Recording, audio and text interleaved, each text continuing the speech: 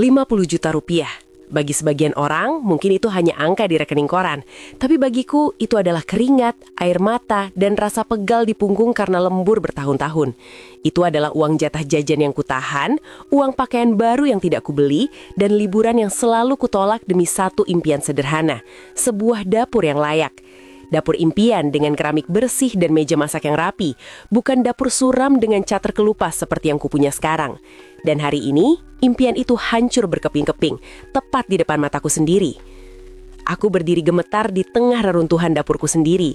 Tembok sudah dibobol setengah, debu batu bata mengotori seluruh lantai, dan wastafel menggantung miring seperti mau jatuh.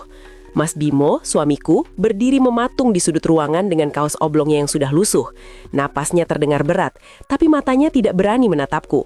Tanganku mencengkram erat sebuah amplop coklat kosong yang baru saja kubawa dari toko bangunan langganan kami. Rasanya ingin berteriak, tapi tenggorokanku tercekak oleh rasa kecewa yang luar biasa. Sudah 3 bulan dapur ini mangkrak. 3 bulan hidup kami berantakan karena debu proyek yang tak kunjung selesai. Setiap kali aku bertanya, Mas Bimo selalu punya alasan yang masuk akal. Minggu pertama, dia bilang tukangnya kena musibah. Istrinya sakit keras jadi harus pulang kampung. Aku percaya, karena aku tahu rasa kemanusiaan suamiku tinggi. Minggu berikutnya, dia bilang truk pengantar material mengalami kecelakaan di jalan. Jadi pasir dan semen tumpah semua. Aku masih mencoba sabar, tapi lama-kelamaan alasannya makin tidak masuk akal. Hingga akhirnya, hari ini, aku nekat pergi sendiri ke toko bangunan itu untuk mengecek pesanan keramik yang katanya sudah dibayar lunas. Betapa hancurnya hatiku saat pemilik toko bilang tidak pernah ada pesanan satupun atas nama suamiku atau alamat rumah kami selama 6 bulan terakhir. Tidak ada semen, tidak ada pasir, tidak ada keramik, nol besar. Kakiku lemas seketika. Uang 50 juta yang kuserahkan tunai ke tangan suamiku, uang hasil jerih payahku menabung selama 5 tahun, lenyap tanpa bekas.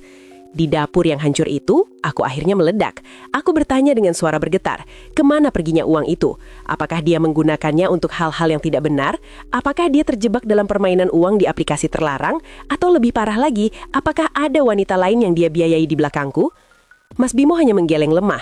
Wajahnya pucat, terlihat lelah dan putus asa. Dia bersumpah demi Tuhan, tidak ada wanita lain, dan dia tidak menyentuh aplikasi permainan uang atau semacamnya. Namun ketika aku mendesak kemana uang itu pergi, dia bungkam. Dia hanya bilang uangnya habis untuk keperluan mendesak dan berjanji akan menggantinya dengan bekerja lebih keras, menjadi pengemudi ojek di malam hari atau kerja serabutan apa saja.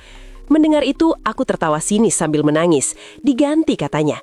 Berapa lama dia bisa mengumpulkan 50 juta dengan kerja serabutan? Sampai tua pun tidak akan lunas. Rasa percaya itu hilang detik itu juga. Aku merasa dikhianati oleh orang yang paling kucintai. Mulai hari itu, suasana rumah kami berubah menjadi neraka yang dingin. Aku melakukan aksi diam. Aku tidak mau memasak, tidak mau mencuci bajunya, dan tidak mau berbicara sepatah kata pun padanya. Kami tinggal satu atap, tapi seperti orang asing. Setiap malam aku melihatnya pulang larut dengan wajah kusam penuh debu jalanan setelah seharian menarik ojek. Lalu dia akan memakan mie instan di pojok ruangan sendirian. Hatiku sakit melihatnya, tapi rasa marahku jauh lebih besar. Aku ingin dia merasakan betapa sakitnya hatiku karena dibohongi. Seminggu berlalu dalam kebisuan yang menyiksa. Sampai suatu sore, telepon genggamku berdering. Nama ibu muncul di layar. Aku mengangkatnya dengan malas. Takut ibu bertanya soal renovasi dapur yang tak kunjung selesai.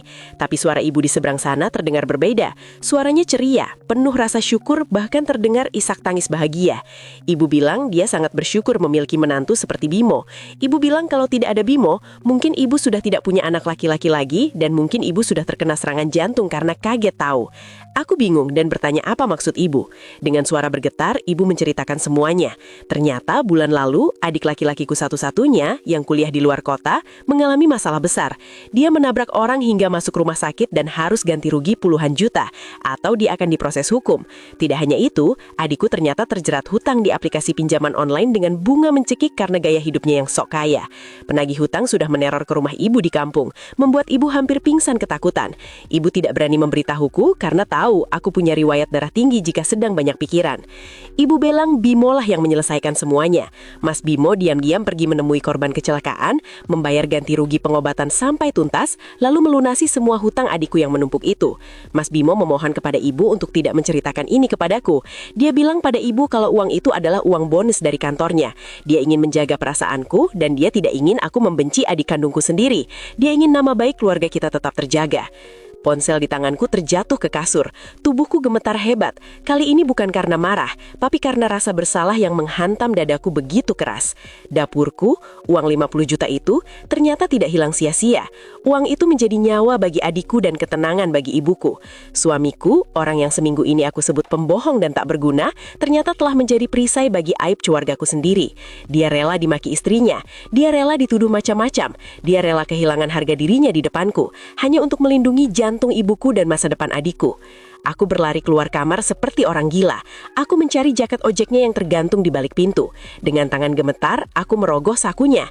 Di sana aku menemukan tumpukan kertas lecek, bukti transfer pelunasan hutang, surat perjanjian damai dengan korban kecelakaan, dan kwitansi rumah sakit. Semua tanggalnya cocok dengan waktu dia bilang uang itu habis. Di sela-sela kertas itu ada secari kertas kecil dengan tulisan Mas Bimo yang jelek. Isinya pendek. Sabar ya, Mas kerja keras lagi buat dapur Ade. Yang penting ibu sehat, adik selamat, dan Ade nggak perlu malu punya keluarga yang bermasalah. Aku merosot di lantai ruang tamu memeluk kertas-kertas lusuh itu sambil menangis raung-raung. Betapa jahatnya aku, betapa butanya aku. Aku lebih mementingkan keramik dapur daripada kehormatan suamiku sendiri. Tak lama kemudian, pintu depan terbuka. Mas Bimo pulang membawa bungkusan nasi Padang. Wajahnya kaget melihatku menangis di lantai. Dia pikir ada tikus atau aku sakit. Tanpa bicara, aku langsung menghambur memeluk kakinya. Aku meminta maaf berkali-kali di sela tangisanku yang pecah. Mas Bimo ikut duduk di lantai, tersenyum tipis lalu mengelus harambutku dengan tangan yang kasar dan kapalan. Dia tidak marah sedikit pun. Dia bilang kalau dia cerita jujur sejak awal, aku pasti akan marah besar pada adikku dan mungkin membiarkannya di penjara supaya jerah. Tapi Mas Bimo tahu, kalau itu terjadi, ibu pasti akan sakit keras karena memikirkan anak laki-lakinya di penjara. Mas Bimo bilang, dapur kita bisa bangun lagi pelan-pelan. Masih bisa nabung lagi, tapi kalau ibu kenapa-napa atau adikmu hancur masa depannya, tidak ada toko bangunan yang menjual gantinya. Malam itu, di ruang tamu sederhana dengan latar belakang dapur yang masih hancur berantakan, aku belajar satu hal yang paling berharga dalam pernikahan. Cinta suami terkadang bukan tentang apa yang dia berikan secara materi, tapi tentang seberapa besar badai yang rela dia hadang sendirian agar istrinya tetap bisa tidur nyenyak. Dapurku memang belum jadi, masih berantakan, tapi rumah tanggaku justru terasa lebih kokoh dari sebelumnya. Karena kini aku tahu, pondasinya bukan semen atau batu bata, tapi ketulusan hati seorang suami yang luar biasa.